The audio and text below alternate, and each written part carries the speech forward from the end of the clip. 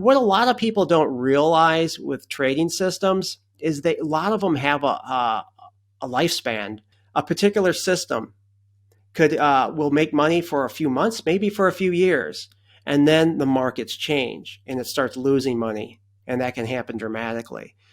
So what you always have to be doing is evolving systems and making new systems.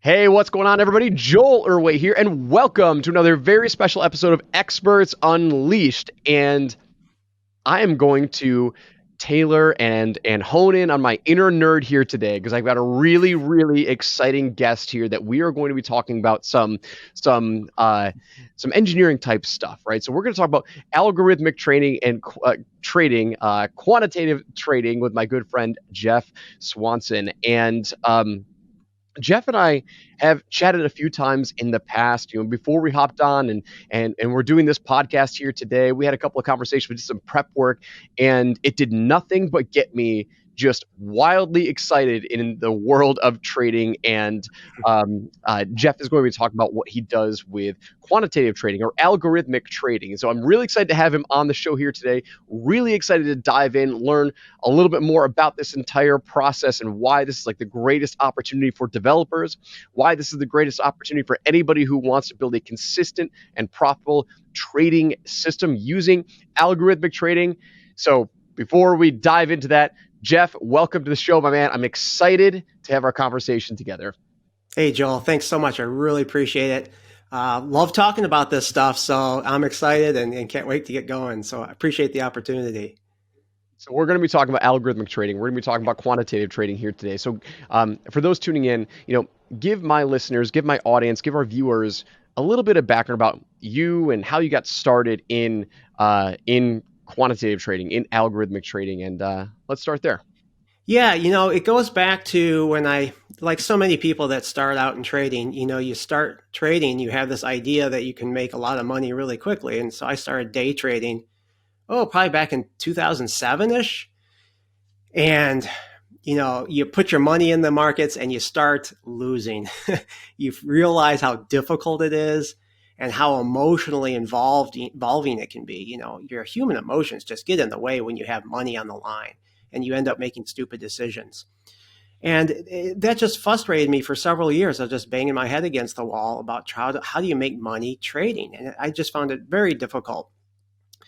Well, I always had an interest in computers. And, ultimately I came across this discovery that, hey, you know what? You can actually write a computer program to automate your trading. And I thought that was just a light bulb moment when I discovered that you can actually build out your trading plan in a computer, have it execute these rules, and it'll execute them flawlessly. And that's really how I discovered it. It was around 2008, discovered a platform called TradeStation, and they had a easy language programming language built in. And wow, that just changed everything for me. So it's really kind of just stumbling upon it.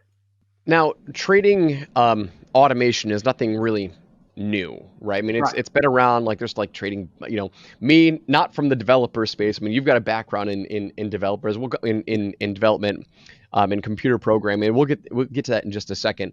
But for those, automation is nothing, it is nothing new. So what about automation, and what about, developing your own program for trading really like piques your interest? Like what was it about that's like, oh, hey, like I can take this skill set and apply it to a money-making skill set and, see a pretty big opportunity here. It's like, when did that all develop? Yeah, well, shortly after that, after I realized that the technology nowadays, this is going back to 2008, 2010, hey, on your desktop, you can have a application running on your desktop that will allow you to execute these types of programs. And so that combined with the idea of specifically more futures trading, that's what I do. And that combines a lot of leverage it's built-in leverage and the ease of going long and short in both the markets. And so when I saw those two things come together, the natural ability to, how I enjoy programming and my programming background, along with trading, it was just two things that came together and just became a natural fit. But it was really when TradeStation itself became widely known and an application that you can put on your desktop. So did you have an interest in trading first, or did you have an interest in programming first? Like, which Yeah, came first? that's a good question. My interest in actually computers goes back to the '80s. Okay, and so I remember getting an Apple II. My dad bought one, and he had these books he would purchase on how to learn to code in BASIC. So I was probably 14 at the time, 13, 14, and my dad would sit down with me and we learned to code in BASIC on an old Apple II in the '80s. So right away, that was my mind was blown. Oh my God, I can program this computer to do whatever I want. And so I just started developing programs, and I just knew that's where I'd be. But then in high school, I actually made my first stock purchase right out of high school. And that was because in high school, I had a class on, hey, how to do stocks. What's a basic concept of a stock? And that blew my mind too. I was like, you mean I can buy a piece of paper and then sell it 6 months or a year or two from now and not do anything, just hold it and then sell it and make money? And Hmm. so, yeah, they both came pretty early in my life, but definitely computers. Okay. So let's talk about um, the trading aspect. Yeah. When you were trading, when you first got interested in trading, you did stocks and whatnot. Like, how does that journey continue? Like, what did you venture into? You started out obviously doing basic stocks, right? Then how did that evolve? Yeah. So, like most people, you're going to start out in the stock world and you're going to be exposed to, hey, I'm going to buy IBM or AT&T and T and hold it for several years. And, that's what I first did. And that's more along the lines of investing. You buy a U.S. company, right? You buy a U.S. blue chip, you hold it for a long time, you get dividends, and maybe you get some capital gains. And then, like during 2000, I started getting really interested in these active movers. If you remember 2000 or right before 2000, that was the boom of the internet. And so there are always these internet stocks floating around. It's like, I think it was Netscape Navigator and maybe even early Amazon. But it was like, oh my gosh, you know what you could do? We can leverage our account by going on margin, which is borrowing money, buy like 1,000 shares of something, and it goes up a dollar. You've made $1,000 in just a few hours. And so that caught my attention. So that moved me into the more active trading. You start going down the rabbit hole of technical analysis, RSI, moving averages, and stochastics, and you start learning to read charts. And that then ultimately you start running into roadblocks there because when you start trading with stocks on margin, there's all types of really heavy regulations in regards to like settlement rules, the uptick rule, which means it's hard to short stocks. And so you start finding, well, what other vehicle can I use? Well, you start looking at options and futures usually. Some people go to Forex or Bitcoin now or the crypto, but it was options or futures, 15 years ago. Options I played around with, didn't really understand it, seemed really complicated. It wasn't for me. But futures, then you naturally then move into futures because the lower fees, tax advantages, the ease of going long and short. So you kind of evolve as a trader like this. And so that eventually led to 2007, where you got into Yep. developing it. The two worlds collided, right? Two worlds About collided. Yeah. almost Yeah. 10 years in the trading space or in the investment space or whatever in the markets, and then finally it's like, oh wow, like, hey, Hey, these things I've come got together. yeah, I've got these two skill sets now. Yeah. Like, how do I merge them together? Yeah, you got So to remember back in the day when I first started trading, or I should say buying stocks. I wasn't really an active trader. I was right out of school. And so it was like early 90s. I had to get on the phone and mhm. call a broker, and open up a broker. I remember going to an office, and opening up an account. This is well before E-Trade, which would happen later in the 90s. This is the early 90s. And so, yeah, it was really a different world back then. And the concept of writing a computer program to trade, I mean, there just wasn't anything available. I mean, it wasn't too long before that. You had like, if you see these charts, right? You just go to any Yahoo Finance, Bloomberg, and open up a chart of a stock. That used to come in the paper. You would have to wait one day to get the price of a stock. It was just a different world. Yeah. And so, yeah, this compression of, or this merger of technology along with the markets, and yeah, that's where it's the right place at the right time. Yeah. Talk about it. All right. So now here we are, 2008, 2007-ish, 2007, 2008 is when you really start to get involved and merge those two skill sets together. Was there any training out there to teach you how to kind of write your own code and build your own programs? Like what existed out in the marketplace at that time? Pretty primitive stuff. Yeah, it's pretty primitive. In fact, I don't remember a whole lot about it. There was definitely a book or two, but most of those were, technical. They were like, here's the computer language and here's what it can do. And this is how you format a line of code. And this is how you do a little debugging. But there really wasn't much there. So it was a lot of stumbling around. And I certainly did a lot of stumbling around trying to get this to work and try to really understand what I was doing. Oh, there were so many pitfalls. When you start understanding back testing, that was probably a big one, where back testing is where you can take your trading system, code it up, and then back test it for the past 15 years over the historical data. And there's a trap that I fell into and a lot of people will fall into, and it's called overfitting or curve fitting.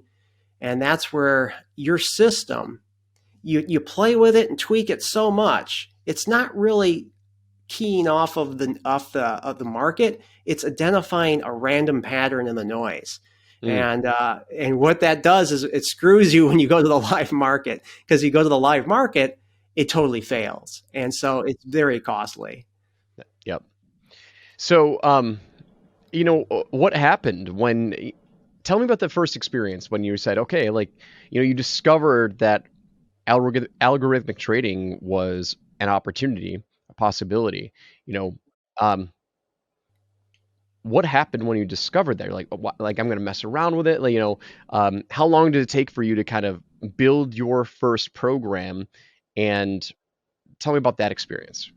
Yeah. So building the first program really, it's an iterative process. So you build systems, you test it, they don't work. Build, test, build, test, build, test. And this went on for literally months as I as I kept testing and trying things out. And, probably if I wanted to pin down the time, it probably took me about a year before I really kind of got the hang of it and understood what was going on with back testing, what was going on with the program, how it interfaced and how it worked with the market and the platform. It's all integrated. Once I understood that and started getting comfortable with it, within a year, I remember, I had a first algorithmic trading, and it was a program based upon what people will know who are watching this, have been in the business a bit here, Larry Connor's 2-period RSI. And it was just mind blowing. It's like, okay, it's working. And it's when the feeling of actually having your computer program on the computer, executing the trade, managing it correctly, and be able to execute while you're not even there it's just mind blowing, and it's just an incredible feeling. I always joke around people that I was such a horrible regular day trader, a discretionary trader. Those are people who don't use algorithms. That now, when my best trading days are where I'm not looking at the computer, where I'm not actively trading. I'm not glued to the screen, constantly looking at the little ups and ticks down. And that's how it is. It's just an incredible feeling of gratification and accomplishment that you have these programs out there running, scalping money out of the system, out of the markets, I should say. And for those of you out there, I'm not a scalper. I say scalping money, but I'm technically not a scalper. I'd stay away from that. That's too dangerous. So your first program, when it went live, was it profitable? Did it make money? Yeah, it sure did. Yeah, there was certainly ones during the process while I was building up to it didn't make money. Yep. So there's always a process to that, right? The first few things you're going to do aren't going to necessarily make money. Nowadays, there's more of an education, and if you go slow, you can build a system and go right off the bat. But back then, no, I was doing too much trial and error. But it Yeah. did make money. And what a lot of people don't realize with trading systems is that a lot of them have a lifespan. And Joel, you probably you wouldn't know that either because you think, oh, I build a trading system and then I get it to go and it starts generating money like an ATM, and that's it. But that's not how it is. It really isn't how it is because they have a lifespan. A particular system could will make money for a few months, maybe for a few years, and then the markets change and it starts losing money, and that can happen dramatically. So what you always have to be doing is evolving systems and making new systems. Interesting. So, how much did you make on that first profitable, you know, system? Like was it making you like $10 a day, $100 a day, or like, you know, because you turned this into full-time income. Like you turned your trading systems into being able to generate, a healthy full-time income for you, right? And yes, and this is where a lot of people too get they don't understand this business. So when you have a trading system, we don't measure it by making money every day because a single system will not make money every day. A single system might not make money every month. And so that took a long time for me to really wrap my head around. It's like, oh, I got to build a system that's going to make me money consistently every day. But that's not how you do it. How you do that is you have one system that works. And then what you do is you build another system on a different market and then another system on a different market. And so if you go back to your old school days of investing, your advisor would make a pie chart and say, hey, take your $100,000 and divvy it up into stocks, ETFs. Maybe you have some bonds, maybe you have some in gold. So you have a diversified portfolio. So ultimately, that's what you have to do is build a portfolio of trading systems. And it's when you get to around, 10, 20, 30 strategies, depending on the markets and everything, that's when you can start bringing in consistent money.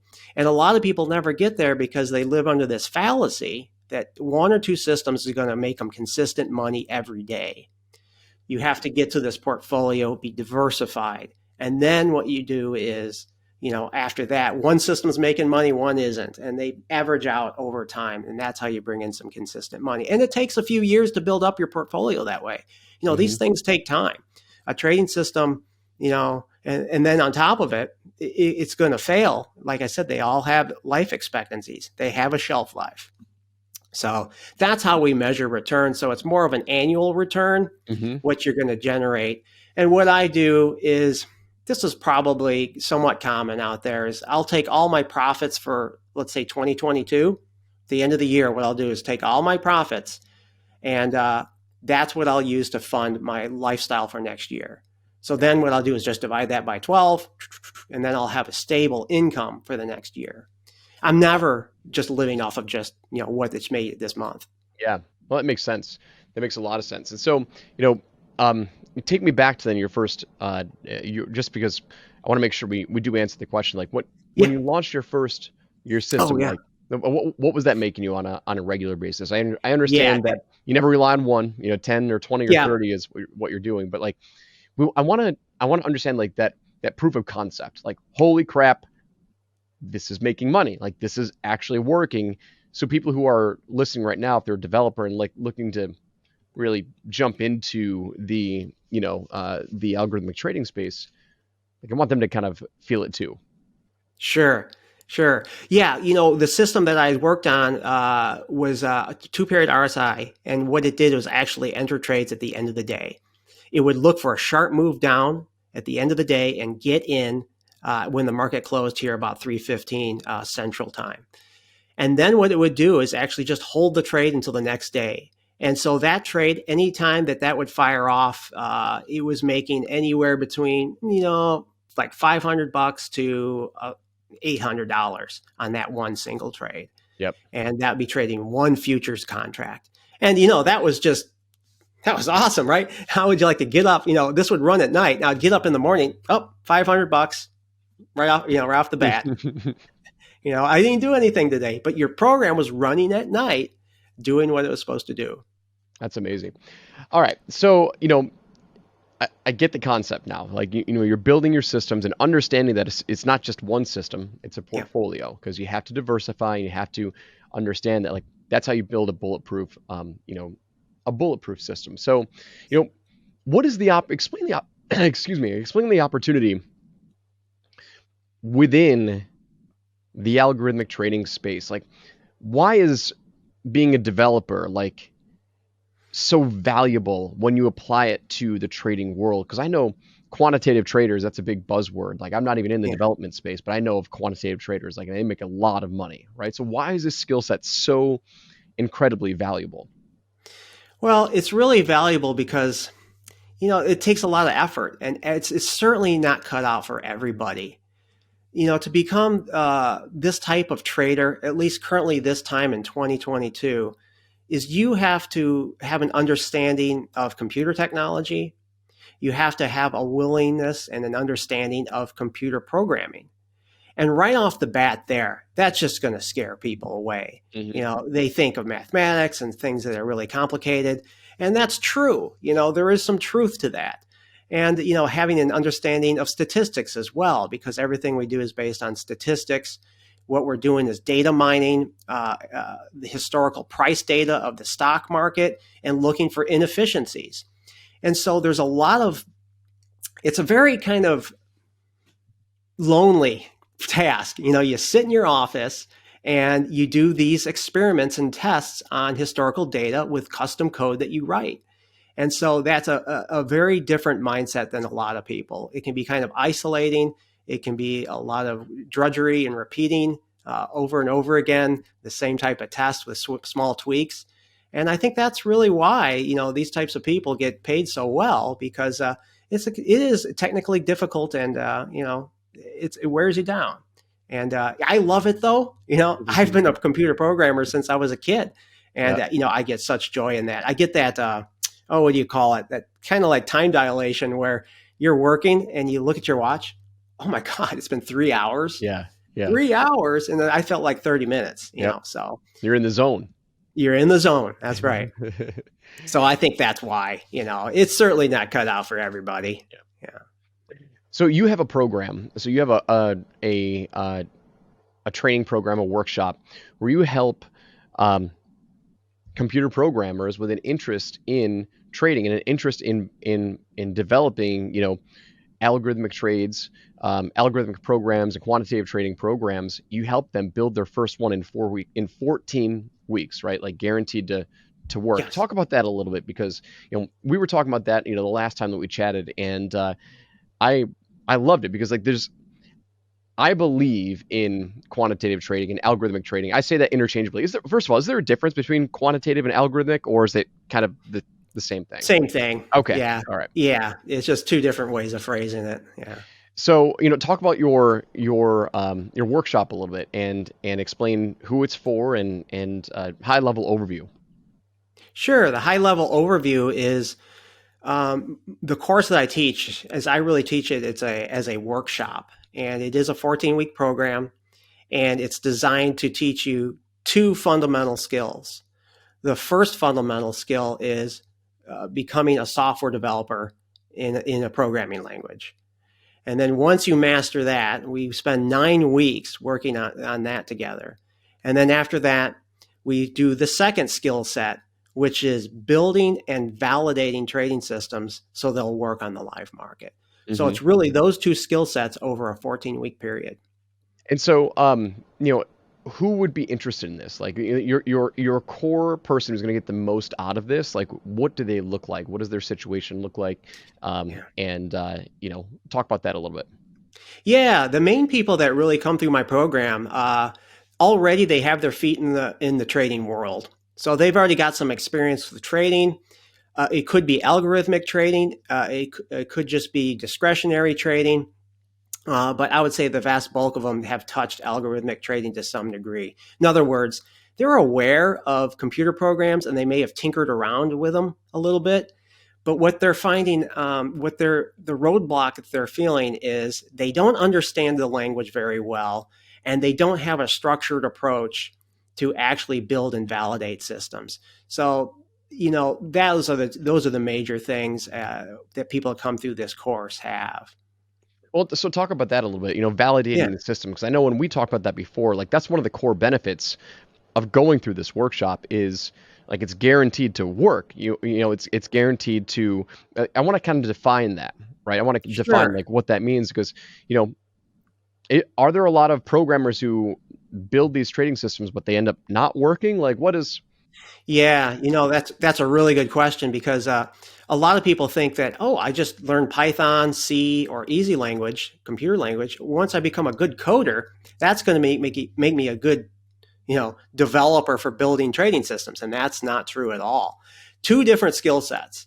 And so, yeah, the whole building and validating, the validation is probably being the biggest part, and that's where we have, I have my techniques. There's two proprietary techniques that I use to validate a system. And what that is helping to ensure that when you are building the system, you're not overfitting to the historical data and that it's going to work on the live market.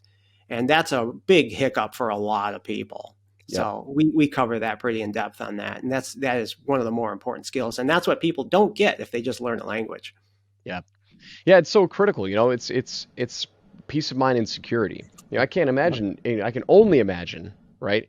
The amount Yeah. of anxiety that goes through your mind. Like, okay, like I'm setting this live with real money, Yes. right? Let's. Yes. It's nerve wracking. I Yeah. think I remember the first time doing something like that. I think I was literally shaking. My hands were Yeah. shaking because I read all the things that can happen, that can go wrong. And I got this complex computer program up and running, and I got my algorithmic program turned on, and it's ready to make a live trade. And oh yeah, it was nerve wracking. But you get over that once you understand it a little bit. But yeah, so we definitely want to go through our program and help people, gain some of that confidence. Yeah. When it comes to trading, you need the confidence, and it's kind of a catch-22, right, Joel? It's just like anything. Like, I'm afraid of speaking live in front of Hmm. people. Let's say, like a lot of people can relate to that fear. Well, how are you going to get over that fear? Well, speaking live. That's kind of the catch-22. So the only way to really get over your fear and have confidence trading is to actually get out there, put money on the line, and have some success, small amount of success, and then build up from there. Yeah. Yeah. So we'll have a link somewhere in this video, somewhere around here in the show notes, where people can go learn more about your workshop and then book a call to speak with you or speak with your team about joining the next workshop. But we'll talk about that at the end. But I want to ask a few more questions, Jeff, because this is really fascinating. Like I really like this stuff. Like I wish I was a computer programmer. I have dabbled in computer programming just as like a little side hobby. So Yeah. You're not enough. You're not a nerd enough, I guess, huh? yeah, well, who knows? But um, you know, what are some of the different types of trades that most computer programmers will venture off into first? Like, what are I want to get an understanding of like the breadth of types of trades. Like, are there? Oh I yeah. know there's high frequency trading, and so Yeah. let's kind of go down that rabbit hole a little bit. Sure. You hear a lot about high frequency trading, and people will come to me, I want to build a high frequency trading robot, and it's going to make 500 trades a day and make $1,000 a day. And high frequency trading, okay, that's the realm of hedge funds and the professionals. You wouldn't believe the amount of money and hardware, the millions that they pour into that. These people pull off the best people out of Stanford. They have the best computers, the best programmers. There's no way you can compete on that. So I don't try to compete on that. And with our platforms that we have sitting on our desktops, not going to happen. Yep. However, what we can do is other types of day trading, and one of those is breakout trading. It works really well. It's basically we're buying at the open of a market if there's certain conditions that are met, and then we close at the end of the day. And that's a real powerful one, a real common one. It continues to work. And in fact, that's the type of system that we actually build in class together. And that's the one that everyone gets is this breakout system that we trades the S&P. So that's a common one. Those are, I call those type of breakout trades, and they tend to be day trades. But you could do something else. Well, don't close it at the end of the day. Hold it for 1 or 2 days. That's often called swing trading, and that's where bigger money's found. Because a lot of times when there's momentum in the market, you want to get in and hold for a couple days. There's reasons why people exit at the end of the day to avoid overnight exposure to the market. So there's reasons for that. So Yep. breakout trades, day trading, swing trading, and then you can go out to even longer term where you have trend following systems. And trend following systems you're going to hold for days, weeks, maybe even months. Mm. You need a bigger account for those types of things. However, those tend to be very profitable in the longer run, larger profits, bigger profits per trade, I should say. Yeah. So those are a few of the common ones. But yeah, that scalping, what scalpers is another term, Joel, that people come to me. That's like high frequency trading, and yeah, you just can't do that at our level. Yeah. Where do most people start? Like if they're just Yeah. getting started in developing their own trading, programs, where's the easiest one to get started? Yeah, those breakout systems. Yep. Yeah, breakout systems are great because I'll clarify breakout day trading systems. So you're going to get in at the beginning or sometimes in the morning and then be out at the end of the day. So you're only going to hold for a few hours, and a lot of times that's good for people because one, people that jump into this, they tend to have smaller trading accounts. So you can be closed out at the end of the day, and you don't need a lot of capital to hold for overnight. And when you're doing these day trading type systems, you can get away with smaller accounts. Also then you'll reduce your risk of that overnight exposure. So yeah, these day trading breakout systems, I think, are a great way to start. What type of account, how big of an account size do you really need to start with? Yeah. Yeah, that's a good question. Yeah. If you start out with stocks, man, it's really difficult to get going with.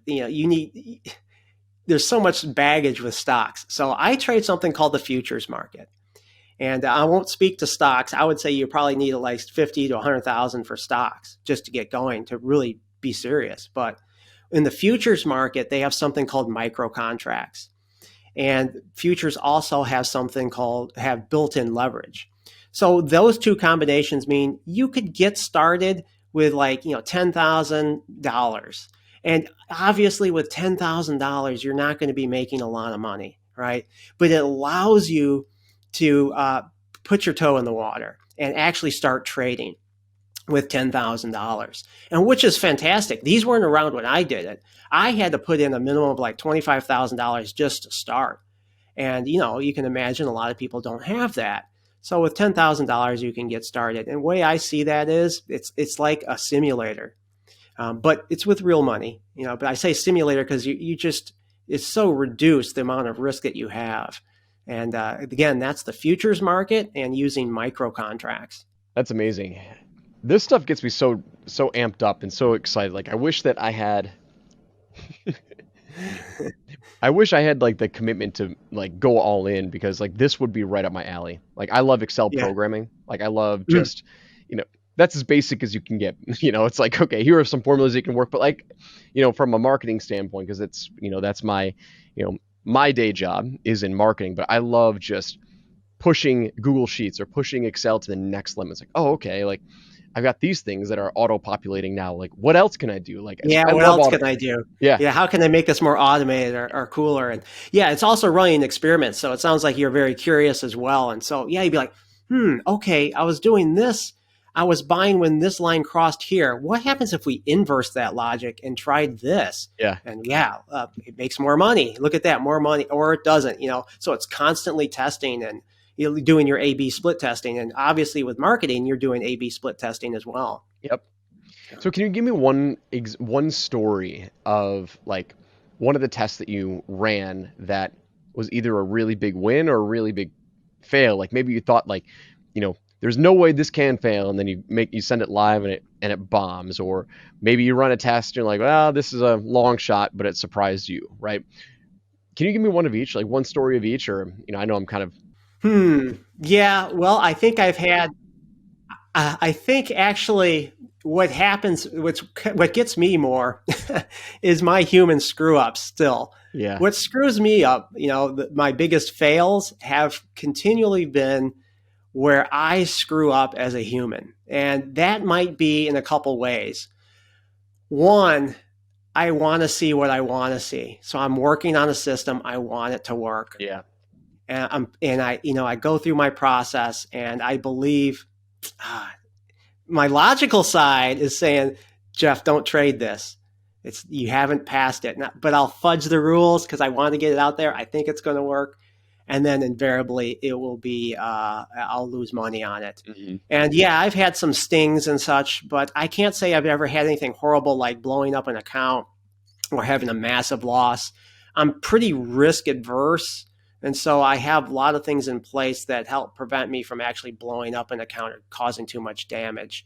But certainly I have lost tens of thousands of dollars just this year on just stupid mistakes that I make as a human, like the one I just described. Yeah.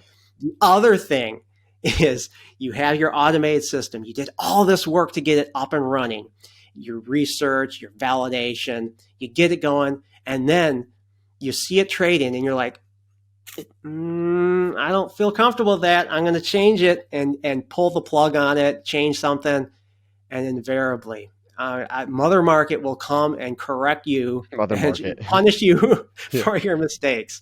Yeah. So, I've had a couple of those. And they're just, it makes you feel like a complete idiot. Yeah. It's like, Jeff, you know what you need to do. Just let it go. Follow the process. Let it go.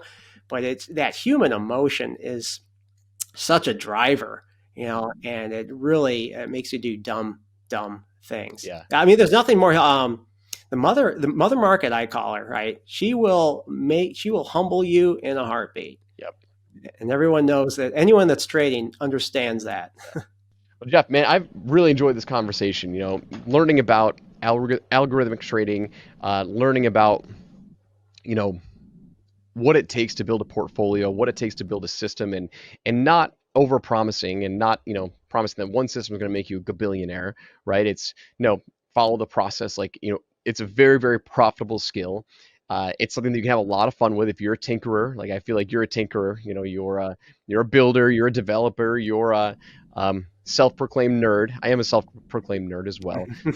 But I think it's an unbelievable opportunity for those developers that are looking to kind of take that skill set and turn it into a more profitable skill set with trading, while building in, your stops and building in your losses, and also participating in the upside.